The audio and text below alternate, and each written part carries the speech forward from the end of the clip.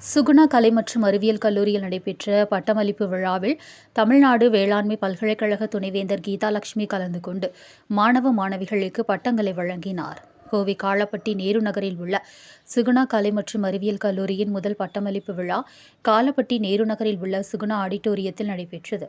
சுகுணா நிறுவனங்களின் தலைவர் லட்சுமி நாராயணசாமி, தாளாளர் சுகுணா லட்சுமி நாராயணசாமி ஆகியோர் தலைமையில் நடைபெற்ற இதில் கல்லூரியின் முதல்வர் டாக்டர் ராஜ்குமார் வரவேற்புரை வழங்கினார்.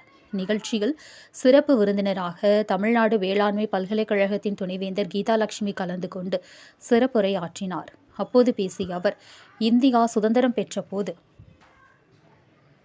நாடு முழுவதும் 20 பல்கலைக்கழகங்கள் மற்றும் 496 கல்லூரிகள் மட்டும் இருந்ததாக கூறிய அவர், 1948ஆம் ஆண்டு அமைக்கப்பட்ட UGC ஆணையத்திற்கு பிறகு தற்போது 1000க்கும் மேற்பட்ட பல்கலைக்கழகங்கள் நாடு முழுவதும் செயல்பட்டு வருவதாக பெருமிதம் தெரிவித்தார்.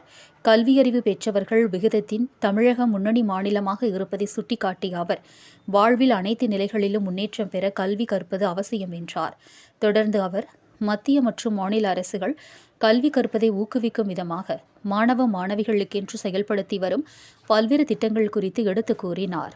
தொடர்ந்து விழாவில் முக்கிய விருந்தினர்கள் இளம் பட்டதாரிகளுக்கு பட்டங்களை வழங்கி சிறப்பித்தனர்.